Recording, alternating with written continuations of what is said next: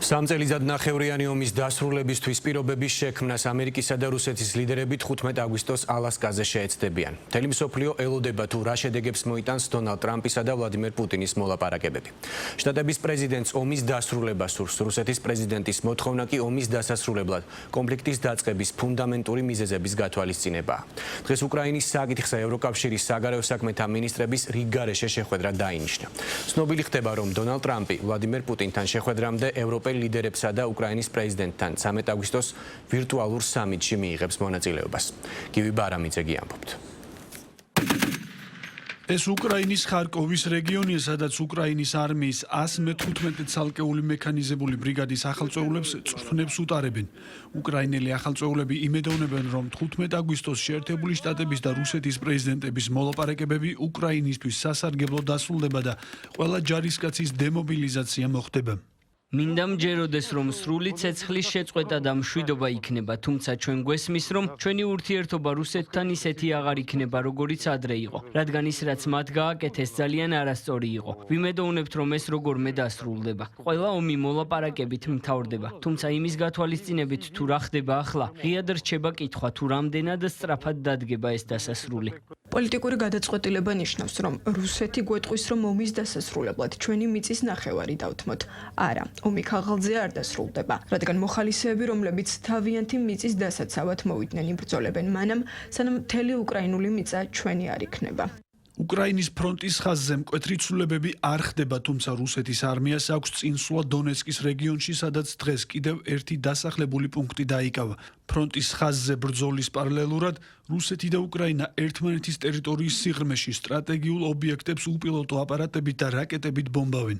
რუსეთმა განაცხადა, რომ უკრაინის დნეპროპეტროვსკის რეგიონში თავს დაესხა სარკინიგზო კვანძს, ხოლო უკრაინამ განაცხადა, რომ თავს დაესხა ნავთობ გადამამუშავებელ ქარხანას რუსეთის სამხრეთ-დასავლეთით სარატოვის რეგიონში, ასევე არზამის რაიონში მდებარე ქარხანას, რომელიც საავიაციო და კოსმოსურ აღჭურვილობას აწარმოებს. რუსებს არ სურთ მკვლელობების შეწყვეტა. ერთადერთი, რასაც ცდილობენ, არის უკრაინის განადგურება. ჩვენ მკაფიოდ ვიაზრებთ საფრთხეებს. ყველა ჩვენს პარტნიორს ასევე მკაფიოდ ესმის საფრთხეები. ყველა ხედავს, რომ რუსეთისაგან არ ყოფილა მშვიდობისკენ ნაბიჯი. სწორედ ამიტომ არის საჭირო სანქციები, საჭიროა ზეწოლა, საჭიროა ძალა, უპირველეს ყოვლისა, ამერიკის შეერთებული შტატების, ევროპის ძალა, მსოფლიოს ყველა ქვეყნის ძალა, რომლებსაც სურთ მშვიდობა და სტაბილურობა საერთაშორისო ურთიერთობებში. თუ რუსეთს არ სურს ომის შეწყვეტა, მაშინ მისი ეკონომიკა უნდა შეჩერდეს.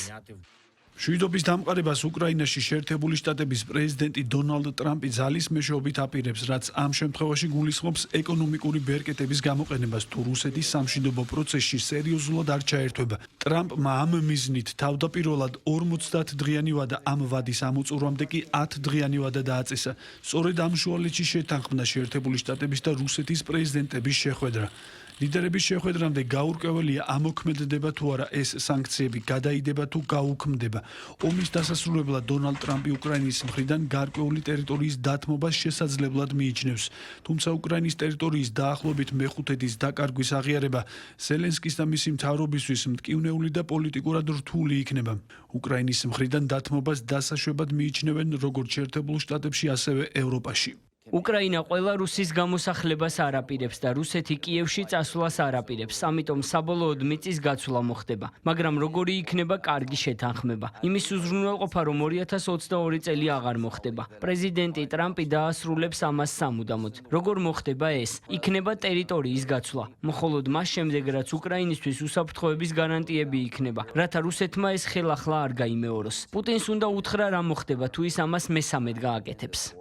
მე ვამბობ, რომ საბოლოო ჯამში საკითხი, რომ რუსები ამ მომენტში აკონტროლებენ უკრაინის ნაწილს, ფაქტობრივად უნდა იყოს განხილვის მაგიდაზე. ფაქტობრივად ისინი ამ ეტაპზე უკრაინის ნაწილს აკონტროლებენ, მაგრამ უმნიშვნელოვანესია ვიცოდეთ, რომ როდესაც საქმე უკრაინის მომავალ გეოპოლიტიკურ მდგომარეობას, მათ სუვერენიტეტს ეხება, ამაში არანაირი დარღვევა არ იქნება. დონალდ ტრამპის და ვლადიმერ პუტინის შეხვედრაზე მესამე მხარედ ყოფნა სურს უკრაინას. ევროკავშირშიც იგივეს ფიქრობენ და აცხადებენ, რომ ვაშინგტონს და მოსკოვს შორის ნებისმიერი შეთანხმება უნდა მოიცავდეს უკრაინას და ევროკავშირს, რადგან ეს მთელი ევროპის უსაფრთხოების ნაწილია. ევროპაში იმედოვნებენ, რომ ტრამპის და პუტინის შეხვედრა შედეგიანი იქნება. ვლადიმერ პუტინმა თქვა, რომ ის არასოდეს დაჯდება მოლაპარაკების მაგიდასთან ზელენსკისთან ერთად. ახლა ეს უნდა შეიცვალოს. ჩვენ ახლა იმ ეტაპზე ვართ, სადაც ვცდილობთ გავარკვიოთ. გულწრფელად რომ ვთქვათ, როდის შეუძლია ამ სამ ლიდერს დასხდეს მოლაპარაკების მაგიდასთან და განიხილოს ამ კონფლიქტის დასრულება. ჩვენ ინტენსიურად ვემზადებით ამ შეხვედრისთვის ევროპულ დონეზე ამერიკის მთავრობასთან ერთად. იმედი გვაქვს და ვარაუდობთ, რომ უკრაინის მთავრობა პრეზიდენტი ზელენსკი ჩაერთვება ამ შეხვედრაში. ნებისმიერ შემთხვევაში ჩვენ ვერ დავეთანხმებით, რომ რუსეთსა და ამერიკას შორის ტერიტორიული საკითხები განიხილებოდეს ან წყდებოდეს ევროპელებისა და უკრაინელების გარეშე. ვფიქრობ, რომ ამერიკის მთავრობა ამას ანალოგიურად უყურებს. ამიტომაც არის ასეთი მჭიდრო კოორდინაცია. ვიდრე მხარეები მოლაპარაკებებისთვის ემზადებიან და საერთაშორისო ურთიერთობებში ბევრი გაურკვევლობა, ცნობილი ხდება, რომ საომარი მოქმედებების გაგრძელების ფონზე აზერბაიჯანმა შესაძლოა უკრაინაში შეიარაღების გაგზავნაზე დაწესებული ემბარგო გააუქმოს.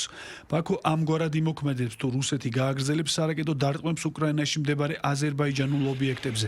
რუსეთის შეიარაღებულმა ძალებმა ოდესაში მდებარე აზერბაიჯანული სახელმწიფო კომპანიის სოკარის ნავთობის ბაზაზე და ბუნებრივი აირის გადატანისთვის საჭირო სადგურზე იერიშები 6 და 8 აგვისტოს მიიტანეს. რეგიონული უსაფრთხოება ერთმანეთთან მჭიდროდ არის დაკავშირებული და ახლა დიპლომატიურ ძალისხმევაზე ბევრი რამ იქნება დამოკიდებული.